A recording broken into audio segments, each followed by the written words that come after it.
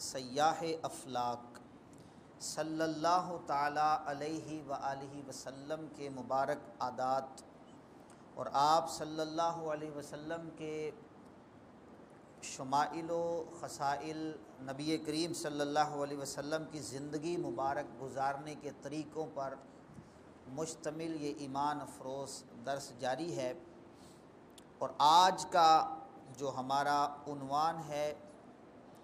جس مبارک طریقے کا ذکر سنیں گے، وہ ہے نبی پاک صلی اللہ علیہ وآلہ وسلم کے بستر شریف کا ذکر۔ آپ صلی اللہ علیہ وسلم کس طرح کے بستر پر آرام فرمایا کرتے تھے۔ آپ کو یاد ہوگا جب ہم نے اس کا درس شروع کیا تھا تو شمائل شریف پڑھنے سننے کا جو مقصد علماء نے بیان کیا ہے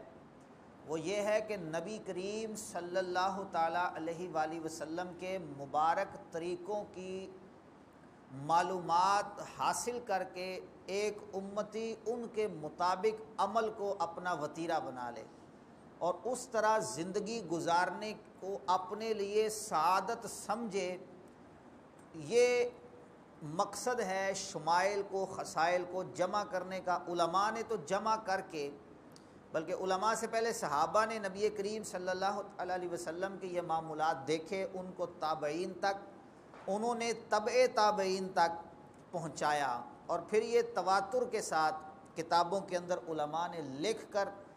تو قیامت تک کے آنے والے مسلمانوں کے لیے ان کو محفوظ کر لیا، تاکہ امتی سید عالم صلی اللہ تعالیٰ علیہ وسلم کے مبارک طریقوں کو معلوم کر کے ان کے مطابق اپنی زندگی گزارنے میں کامیاب ہو سکیں۔ تو آج کا جو ہمارا عنوان ہے وہ ہے نبی کریم صلی اللہ علیہ وسلم کے مبارک بستر شریف کا ذکر۔ امام ترمذی رحمۃ اللہ علیہ نے باب باندھا ہے، باب ما جاء فی فراش رسول اللہ صلی اللہ تعالیٰ علیہ وآلہ وسلم، اور اس میں دو احادیث حضرت امام ترمذی رحمۃ اللہ علیہ نے ذکر کی ہیں کہ نبی پاک صلی اللہ علیہ وسلم کا بستر مبارک کیسا ہوا کرتا تھا۔ پہلی حدیث پاک حضرت سیدہ عائشہ صدیقہ رضی اللہ تعالی عنہا ام المومنین سے مروی ہے۔ حضرت سیدنا ہشام بن عروہ اپنے والد سے اور وہ حضرت عائشہ صدیقہ رضی اللہ تعالی عنہا سے روایت کرتے ہیں، ان عائشہ قالت، حضرت عائشہ صدیقہ رضی اللہ تعالی عنہا فرماتی ہیں، انما کان فراش رسول اللہ صلی اللہ علیہ وسلم الذی ینام علیہ من عدم حشوہ لیف،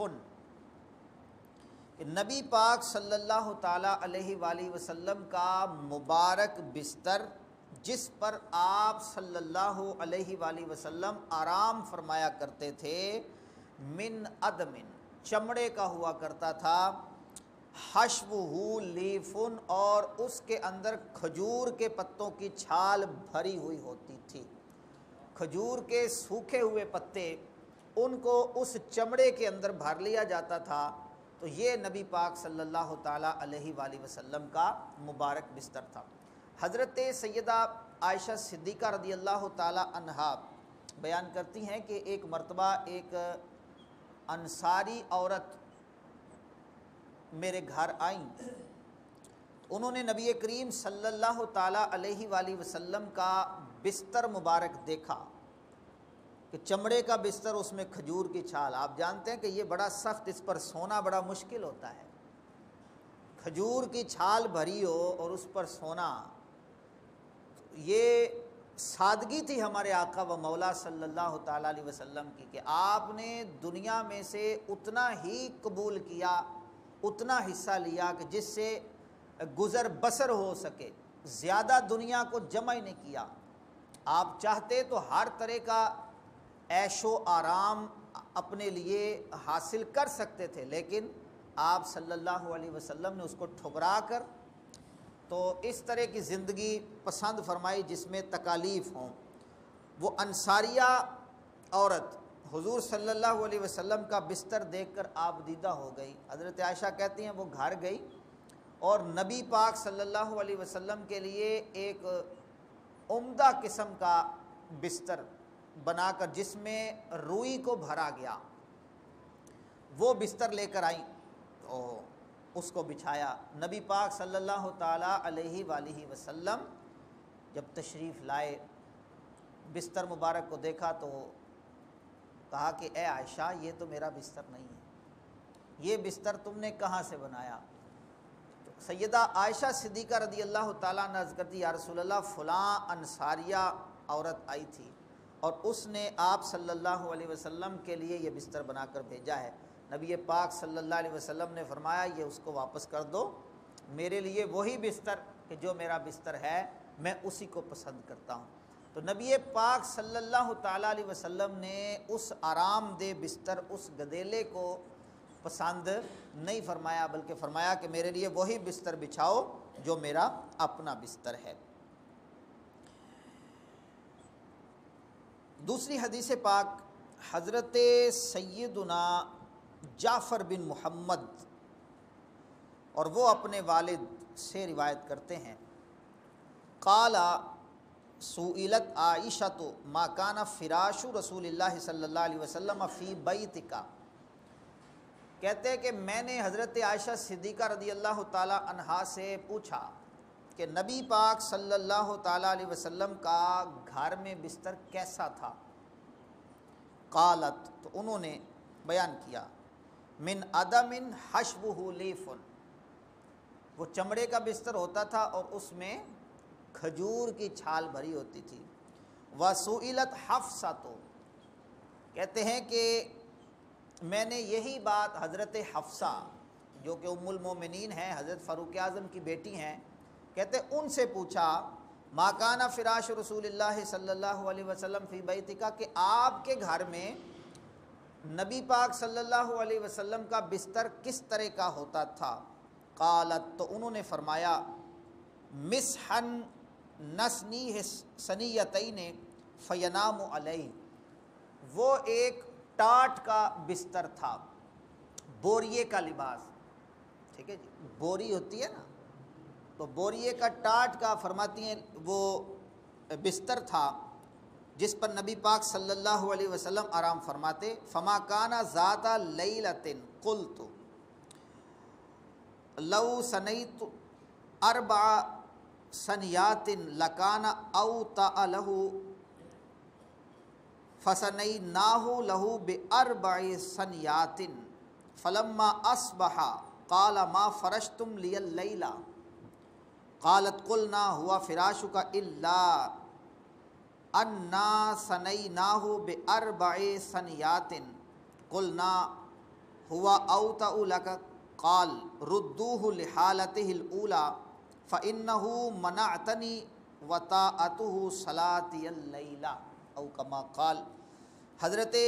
حفصہ رضی اللہ تعالی عنہا بیان کرتی ہیں کہ وہ ٹاٹ کا بستر ہوتا تھا جس کو ہم دوہرا کر کے نبی کریم صلی اللہ علیہ وسلم کے لیے بچھایا کرتے تھے۔ کہتی ہیں ایک مرتبہ میں نے یہ سوچا کہ کیوں نہ میں اس کو دوہرے کے بجائے چوہرا کر کے، یعنی 4 تہیں لگا کر نبی پاک صلی اللہ علیہ وسلم کے نیچے بچھاؤں تاکہ یہ اور زیادہ نرم ہو جائے۔ تو فرماتی ہیں کہ میں نے اس کو 4 تہیں لگا کر مزید اس کو جو ہے نرم کیا اور نبی پاک صلی اللہ علیہ وسلم کے لیے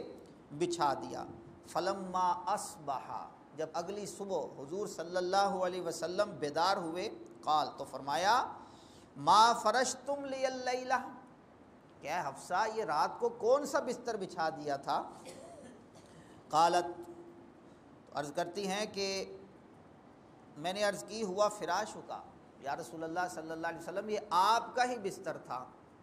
لیکن میں نے اس کو 4 تہیں لگا دی تاکہ یہ نرم ہو جائے۔ تو نبی کریم صلی اللہ تعالیٰ علیہ وآلہ وسلم نے ارشاد فرمایا ردوہ لحالتہ الاولی، اے حفصہ اس کو پہلی حالت پر ہی واپس پلٹ دو، یعنی اس کو 2 مرتبہ ہی طے کیا کرو۔ فإنہ منعتنی، حضور نے فرمایا اس کے نرم ہونے کی وجہ سے رات کی نماز میں اس نے مجھے اٹھنے سے مانے رکھا ہے۔ فَإِنَّهُ مَنَعْتَنِي، یعنی اس کی وجہ سے، ظاہر نرم بستر ہوگا تو اس پر نیند ذرا جم کے آتی ہے۔ نبی کریم صلی اللہ علیہ وسلم نے فرمایا فَإِنَّهُ مَنَعْتَنِي وَطَاعَتُهُ صَلَاتِيَ اللَّيْلَ، رات کی نماز میں اٹھنے میں، اس اطاعت میں اس نے مجھے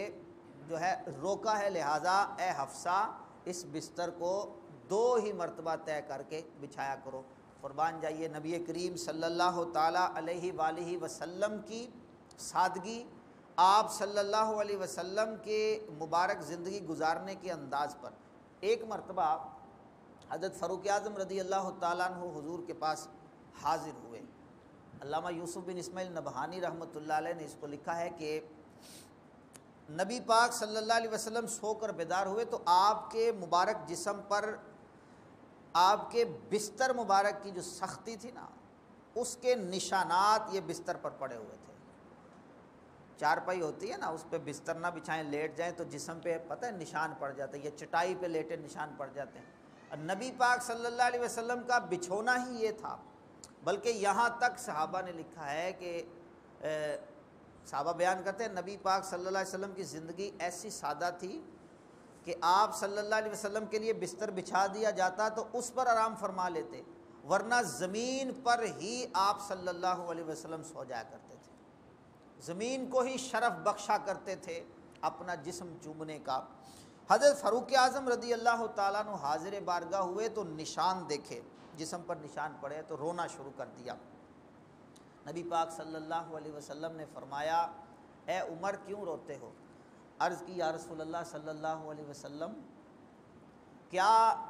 جو ہم اتنی فتوحات کر رہے ہیں اس سے جو مال غنیمت آ رہا ہے، کیا اس میں سے آپ کا حصہ نہیں ہے؟ حضور آپ کا جب اس میں سے حصہ ہے تو آپ اپنے لیے ایک نرم بسترا کیوں نہیں حضور بنا لیتے؟ آپ کے جسم پر نشانات پڑ گئے۔ یا رسول اللہ صلی اللہ علیہ وسلم دوسری طرف وہ کیسر و کسرا،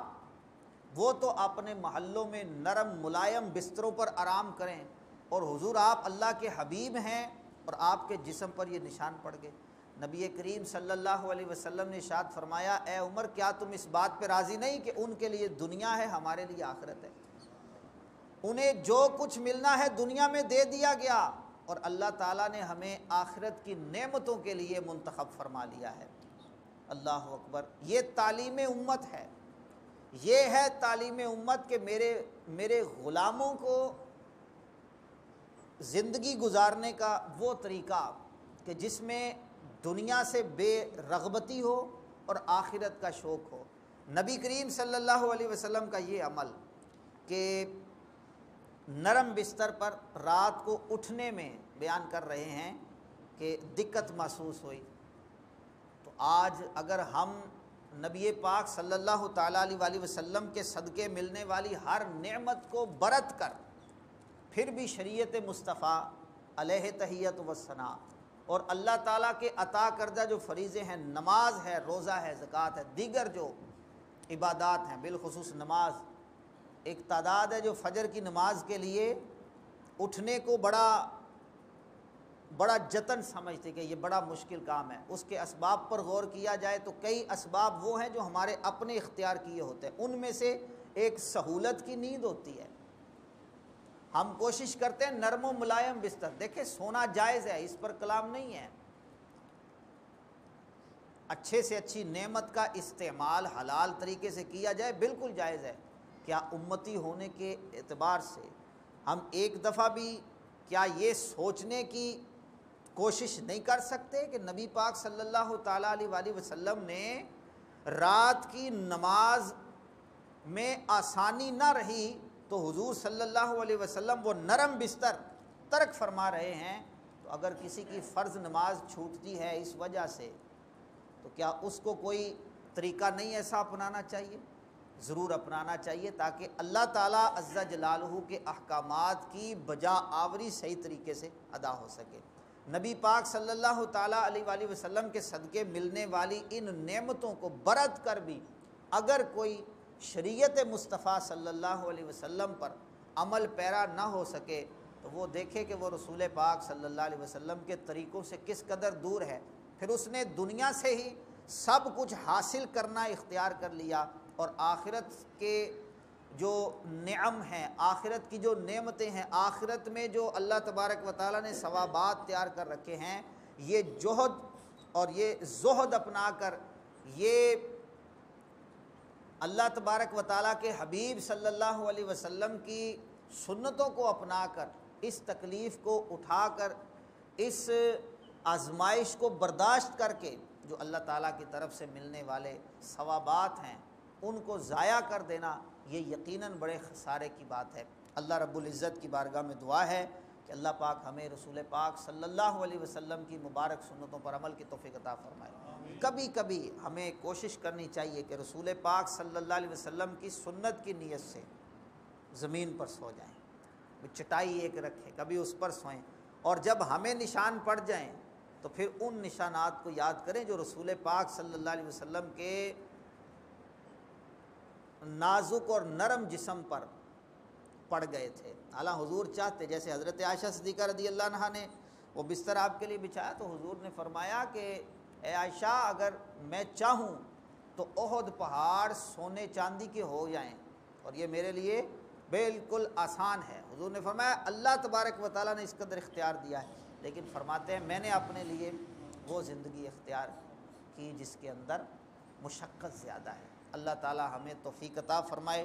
رسول پاک صلی اللہ علیہ وسلم کے مبارک طریقوں پر عمل کریں، آمین بجاہ